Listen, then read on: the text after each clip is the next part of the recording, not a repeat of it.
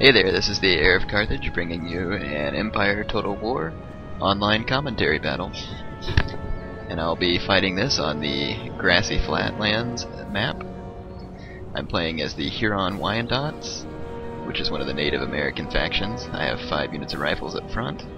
On either flank I have 4 units of Ojibwa warriors with some good upgrades. They have very strong melee and defense, melee defense stats. And out here in the center, you can see that I have 6 units of Ojibwa horse warriors. They have muskets, and then I have a unit of Chief's Bodyguard.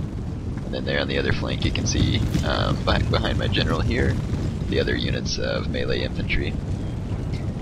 Alright, and that side I just showed you with my melee infantry has better upgrades than the other side.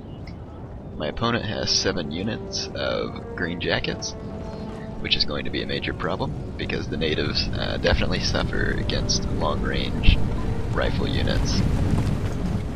So that's what he has up front, and in the rear he has 10 units of British line infantry, which is probably some of the better line infantry in this game as far as just regular line infantry is concerned. You can see his green jackets are opening fire and pummeling my musketmen. Against line infantry, the musketmen will do better. Not necessarily great, but they'll do better because they outrange them.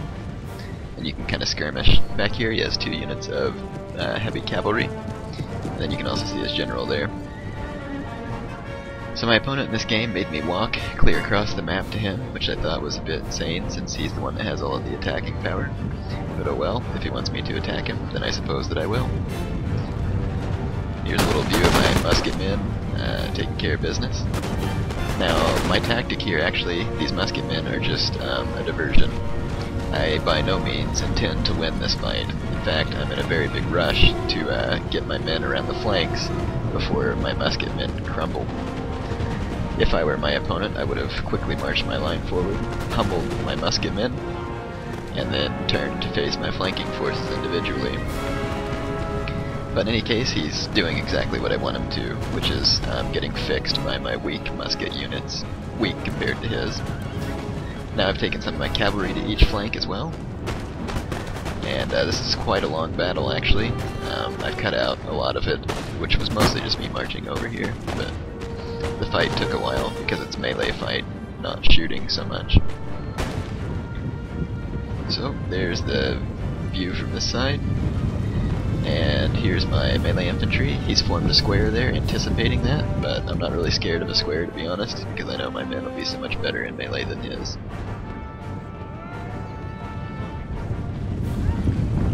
Alright, here's my troops marching up on this flank. They look pretty cool, except for their weird hat. You can see that these Hurons wear a lot more clothes than some of the other native factions. I imagine that is because they're a northern tribe. They're not like the barbarians on Rome Total War that would go shirtless in the snow. Yeah, you can see his green jackets are absolutely just pummeling my musketmen. Now on this flank, the action has begun. His cavalry has engaged me here, and hopefully I can kill a good number of them, if not all of them. I'm actually just trying to hold them for the moment with my men, while my cavalry goes around the rear to finish them off. Heavy cavalry is also a big weakness of the natives, as you can imagine. Most Indian tribes wouldn't have been well equipped to defeat heavy cavalry since they didn't use any heavy cavalry. At least not that I'm aware of. In the Native American cavalry was usually known for speed and their stealthiness, not so much their heavy hitting power. Alright, here's my Ojibwa warriors locked into melee combat with some redcoats, and they're actually doing very well, albeit they're a bit outnumbered. But like I said, they have such high attack stats that his men are really not going to do so well against them in hand-to-hand combat. So you can see I've accidentally let my cavalry get snagged on some of his line there. That was bad. But out here I'm actually completely obliterating 2 units of British line that was surrounded. And they're running away for good reason, because they don't want to be lying on a grassy flatland with a hatchet in their spine.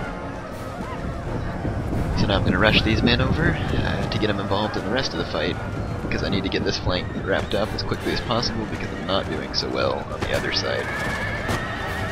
I mean, I'm doing okay, but not enough to just flat out win it. think here in a moment I realized that I have these horses in melee and they shouldn't be, and I pulled them out. I'm lucky they all didn't rout there, but I have pretty decent upgrades on them, so they should stay in the fight for a little while. Now you can see where my opponent's starting to outnumber me on this side, so I'm starting to be in some trouble over here. My men are going to start wavering when they get surrounded. It's another battle you face when you're playing against the natives, is that they're not resistant to morale shock, so you have to be very careful about the positions that you let them get into, because they can quickly be chain routed if you get yourself surrounded. Alright, you see my cavalry has been freed up, and there goes 2 of my units routing. Like I said, they got surrounded. That was not good. So now I have to try and keep these 2 more units intact until my my victorious side can come and help out. So that's why I'm taking my cavalry around the rear here. Give these redcoats the business from behind. I'm actually going to charge them in melee combat, even though I could shoot at them. I'm not sure which one would do the job faster, but I'm basically just trying to panic them out. As you can see, he's got a unit of line right behind me that's going to be causing me big problems. So I've got that British unit wavering. They're not quite bugging out yet.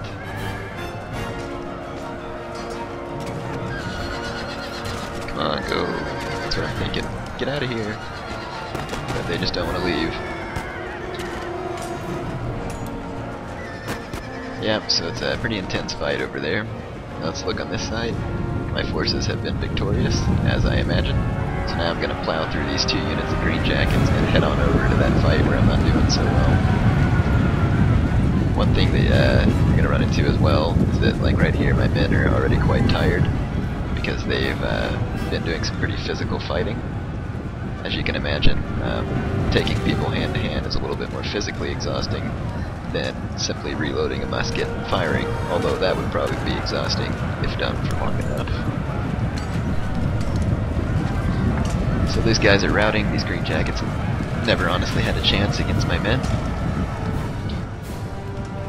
From a distance, they would have had a better than fair chance, but up close, of course not. Even though green jackets have pretty good melee stats for skirmishers. Yep, so I'm in pretty dire condition on this side. My men are holding out, but barely. As you can see, some of my cav moving in the background, but my opponent's in a square, so I can't melee rush them. So what I'm going to do is use my missile cav to keep his excess units over here busy. I'm going to come into their firing range, and then back out of their firing range, just in and out, to keep them busy so that they can't join a melee fight there.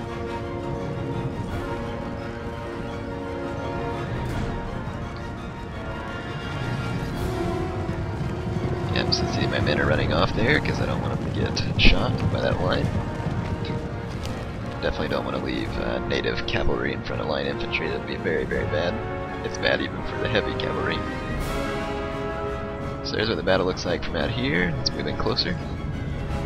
As you can see, my opponent's formed a square again, anticipating my attack, and once again, I don't care if he's formed a square because even though my men are tired, I think they can take him. Because they have such better stats. But I do need to be careful. My men could chain route pretty easy, considering how tired they are.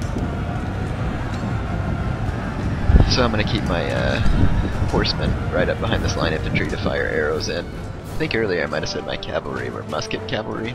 I actually think that they're bow and arrow cavalry.